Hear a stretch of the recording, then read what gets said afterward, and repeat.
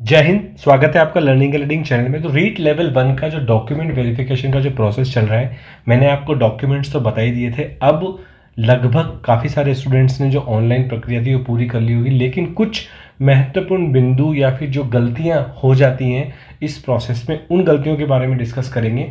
तो आज last date है इसकी फॉर्म की। अगर आपने अपना फॉर्म भर दिया है तो एक बार देख लें कि आपने उन चीज़ों को या उन गलतियों को नहीं दोहराया है जो हम इस वीडियो में डिस्कस करने वाले हैं। नहीं तो आप जो है कोई दिक्कत वाली बात नहीं है, लेकिन ये हम डिस्कस करेंगे। और उसके बाद अब आपको जो फिजिकल वेरिफिकेशन के लिए जाना है उसके लिए क्या प्रोसेस होगा, किस तरह की डॉक्यूमेंट लिस्ट आपको साथ में रखनी होगी, उन कुछ बिंदुओं पे भी मैं आपको यहाँ पे डिस्कस करेंगे। ठीक है, तो ये तो मैंने डॉक्यूमेंट लिस्ट आपको शेयर की थी। अगर आपको पता हो तो एक वीडियो में मैंने ये डिस्कस किया था आपसे। 23 डॉक्यूमेंट की लिस्ट है और ये डॉक्यूमेंट्स, इनमें से कुछ डॉक्यूमेंट्स आपको ऑनलाइन में अपलोड करने हैं जो आपसे मांगे गए हैं, कुछ आपके शपथ पत्र हैं जो आपको साथ में लगाने पड़ेंगे। ठीक है, उनसे रिलेटेड चीज़ों को डिस्कस करेंगे। देखो, सबसे पहली बात आती है शपथ पत्र पे। शपथ पत्र पे काफ़ी सारे जो स्टूडेंट्स हैं उनको डाउट है और काफ़ी सारे कमेंट्स मेरे पास भी आए थे। शपथ पत्र पे ये बहुत बड़ा डाउट ये है कि शपथ पत्र आपको जो है स्टाम्प पेपर पे बनवाना है या फिर ब्लैंक पेपर पे बनवाना है। तो देखिए, ये बहुत क्लियर इन्फॉर्मेशन आपकी जो है निदेशालय की तरफ से जारी कर दी है कि आपको जो है शपथ पत्र साधारण पेपर पर ही बनवा लेना है। ठीक है, इसमें कोई आपको दिक्कत नहीं है स्टैम्प की। ठीक है, मैंने जब स्टार्टिंग में जो बात हुई थी, नॉर्मली शपथ पत्र आपका जो होता है स्टैम्प पेपर पे बनता है। अगर आपने बनवा लिया स्टैम्प पेपर पे तो कोई दिक्कत नहीं है, लेकिन अगर नहीं बनवाया है तो आप शपथ पत्र को जो है सादे पेपर में भी बनवा सकते हैं। ये जो निर्देश आपका निदेशालय की तरफ से ही जारी हुआ है। ठीक है, तो इसमें आपको घरवाने की जरूरत नहीं है, ये निदेशालय की तरफ से ही आपका जो है निर्देश जारी हुआ है कि आप ब्लैंक पेपर पे भी, एक सादे कागज़ पे भी अपना बनवा सकते हैं, या फिर जो आपका लीगल पेपर आता है खाली, उस पर भी बनवा सकते हैं शपथ पत्र। इसमें कोई भी आपको दिक्कत नहीं है। ठीक है, शपथ पत्र जरूरत कहाँ होगा, मैंने आपको बताया था कि एक तो आपका शपथ पत्र का फॉर्मेट आपका नोटिफिकेशन में ही दे रखा था। नॉर्मली शपथ पत्र क्या होता है, एक तरीके से आपका घोषणा पत्र होता है जिसमें आप इस बात का एक तरीके से एडमिट करते हो कि आपके द्वारा जो सारे जो डॉक्यूमेंट अटैच किए गए हैं वो आपकी जानकारी के हिसाब से सही हैं।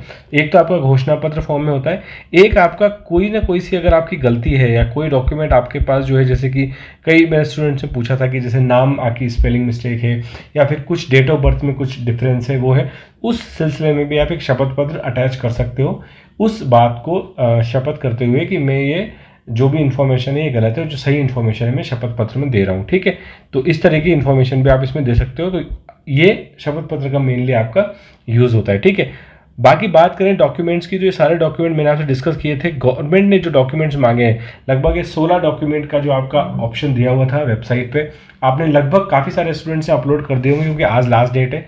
जिन्होंने नहीं किए वो फटाफट से कर दो, लेकिन उन पॉइंट्स का जरूर ध्यान रखें जो पॉइंट्स हम इस वीडियो में डिस्कस करने वाले हैं।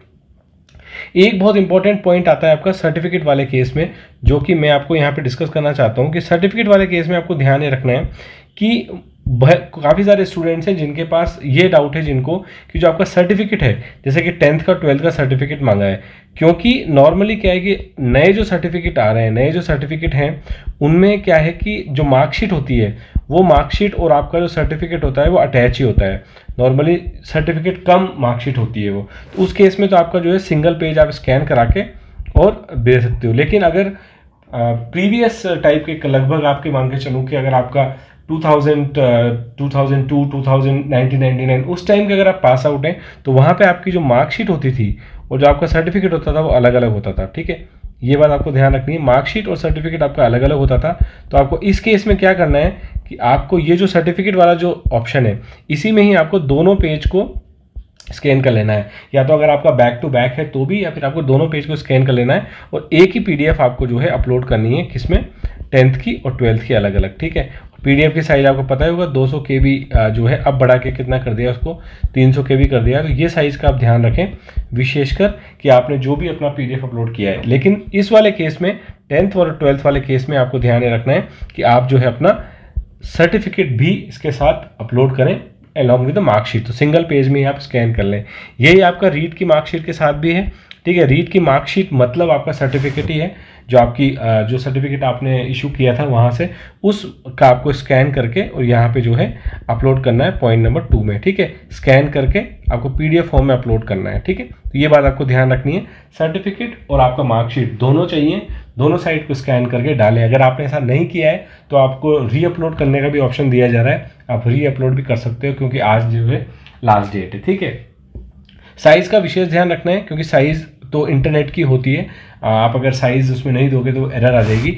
एक विशेष ध्यान साइज़ को लेके ये रखना है, जो कई सारे स्टूडेंट्स गलती कर देते हैं कि कंप्रेस करने के चक्कर में जो डॉक्यूमेंट की क्वालिटी इतनी ख़राब हो जाती है कि वो विजिबिलिटी उसकी हो जाती है, तो कई बार मार्क्स या नाम आपके सही तरीके से डिस्प्ले नहीं होते। तो आप ये मेक श्योर करें कि आप साइज़ 200 KB रखें, लेकिन क्वालिटी जो है आपका जो है सही होना चाहिए, आपका जो देख पाएँ एटलीस्ट जो भी उसमें डेटा है वो ऐसा ना हो कि नाम अगर नहीं दिख रहा है, कुछ नहीं दिख रहा है, तो उस केस में भी आपका क्या हो सकता है, फॉर्म रिजेक्ट हो सकता है, ठीक है। तो आपको ध्यान रखना है कि क्वालिटी अच्छी हो।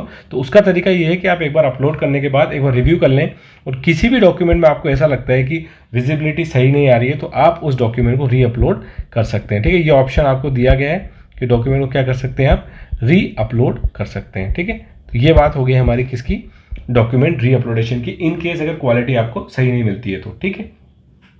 उसके बाद आप चाहें तो कॉमन PDF भी बना सकते हैं, जैसे कि अगर आप चाहें तो आपका जो मार्कशीट, जैसे कि स्पेशली आपकी जो DLED की जो मार्कशीट है, इस वाले केस में नॉर्मली इस तरीके का है कि आप जो है सिंगल इसमें मार्कशीट का मतलब अगर आपके पास क्यूमुलेटिव मार्कशीट है, जो आपकी फाइनल डिग्री में आपको एक क्यूमुलेटिव मार्कशीट मिलती है, इसको प्रोविजनल डिग्री भी बोलते हैं, उसमें सारे आपके जो है ईयर के मार्क्स होते हैं। ऐसा नहीं है तो आप क्या करें, एक ही PDF में क्या करें, सारे जो आपके ईयर के जो मार्क्स है उसको स्कैन कर सकते हैं। जैसे पेज 1 पे आप दे दो फर्स्ट ईयर की मार्कशीट, और पेज 2 पे आप दे दो सेकेंड ईयर की मार्कशीट, इस तरीके से आप कर सकते हो।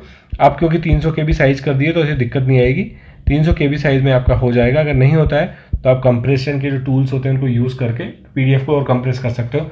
बस मेक श्योर आपको क्या रखना है, क्वालिटी आपकी जो है ख़राब नहीं होनी चाहिए, उतना ही कंप्रेस करना है कि क्वालिटी ख़राब ना हो, ठीक है। तो ये बात भी आपको ध्यान रखनी है, ठीक है। तो मैं आपसे वो चीज़ें डिस्कस कर रहा हूँ जो जनरली इस सिनेरियोज में गलती हो जाती है, ठीक है। तो आपको ये ध्यान रखना है, ठीक है। उसके बाद हम आते हैं आपका जो सत्यापन वाला जो प्रोसेस है, जब आप फिजिकल डॉक्यूमेंट के आप में जाओगे तो आपको क्या क्या डॉक्यूमेंट अपने साथ रखने हैं।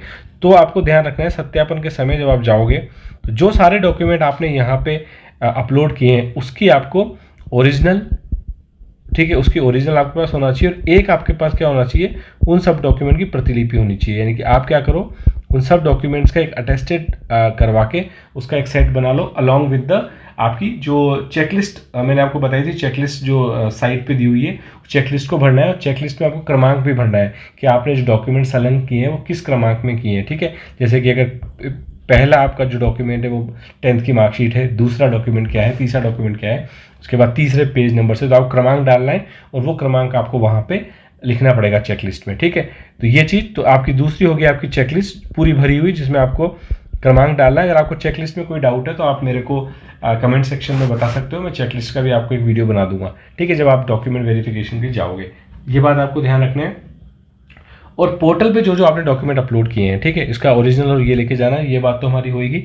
एक आपको क्या करना है, आवेदन पत्र की आपको जो है कॉपी लेके जानी है, जो भी आप आवेदन किया था आपने फर्स्ट टाइम जो आपने आवेदन किया था, जिससे शुरू में जो हमने आवेदन किया था, आपको ध्यान हो तो जब पहली बार फॉर्म भरे जा रहे थे, उसकी आपको एक प्रतिलिपि लेके जानी है, ठीक है। तो ये डॉक्यूमेंट्स आपको वहाँ पे लेके जाने हैं ध्यान से, ये आपको ध्यान रख लेना है, 3 डॉक्यूमेंट, ठीक है। और ये ओरिजिनल जरूर चाहिए, क्योंकि वहाँ पे ये लोग जो होगा आपका वेरिफिकेशन होगा, एक आपको जो है कॉपी चाहिए होगी इसकी, ठीक है। ये चीज़ आपको ध्यान रखनी है। उसके बाद आपको एक चीज़ ये ध्यान रखनी है कि चेकलिस्ट आपको ढंग से भर लेनी है, ये बहुत इंपॉर्टेंट है।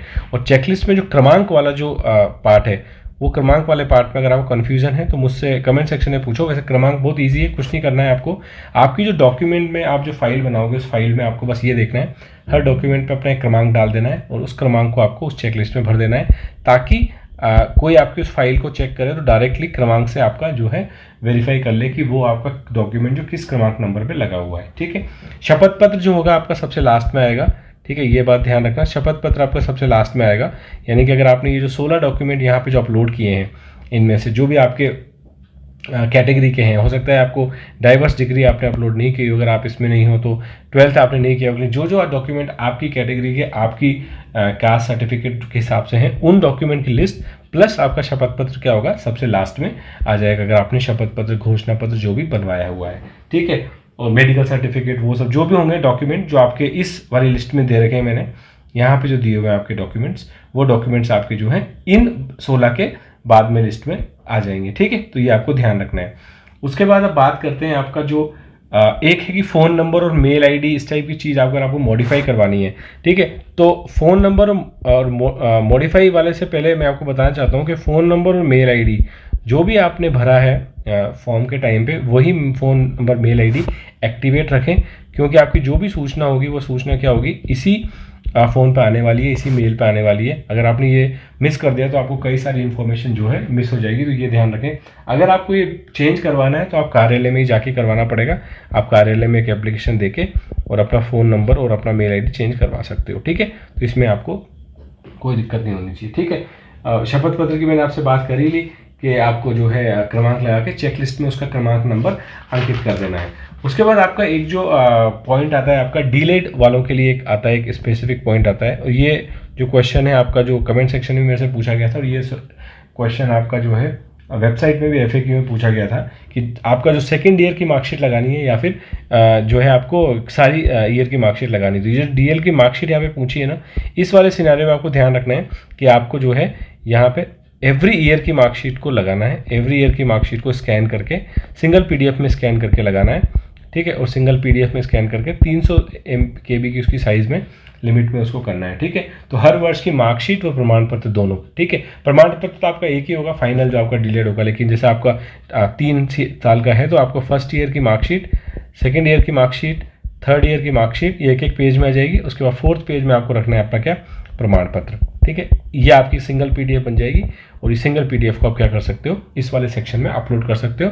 और आपको ओरिजिनल्स ये सारे लेके जाने ही है वहाँ पे, इसी पीडीएफ का आपको एक प्रिंट आउट जो है साथ में लेके जाना है, ठीक है, जब आप फिजिकल वेरिफिकेशन के लिए जाओगे तो, ठीक है। तो ये ध्यान रखना है आपको कि ये सारे जो डॉक्यूमेंट्स हैं ये आपको लेके जाने हैं आप जब फिजिकल वेरिफिकेशन में जाओगे।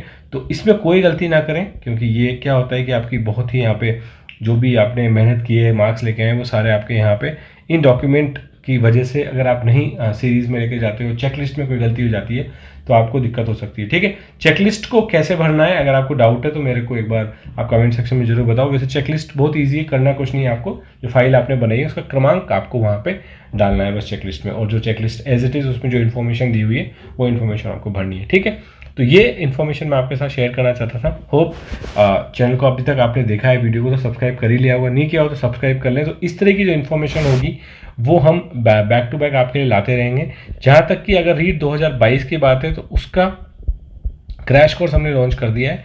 तो अगर आप इंटरेस्टेड हो, अपने फ्रेंड्स के साथ, कोई आपका फ्रेंड वगैरह तैयारी कर रहा हो तो उनके साथ आप शेयर कर सकते हो हमारी प्लेलिस्ट। सब टॉपिक की मैं सेपरेट प्लेलिस्ट उसे बनाता जा रहा हूँ, आप जाके देख सकते हो, ठीक है। इस इन्फॉर्मेशन को भी आप अपने फ्रेंड्स को शेयर करें ताकि जो भी इस तरह की गलती है वो ना करें। इस दौरान जो आपका डॉक्यूमेंट वेरिफिकेशन का प्रोसेस है उसमें कोई गलती नहीं होनी चाहिए, ठीक है। तो इस वीडियो में फिलहाल इतना ही, मिलेंगे किसी नेक्स्ट वीडियो में। कोई डाउट है, कुछ है तो कमेंट सेक्शन में जरूर बताएं, ठीक है। धन्यवाद, जय हिंद।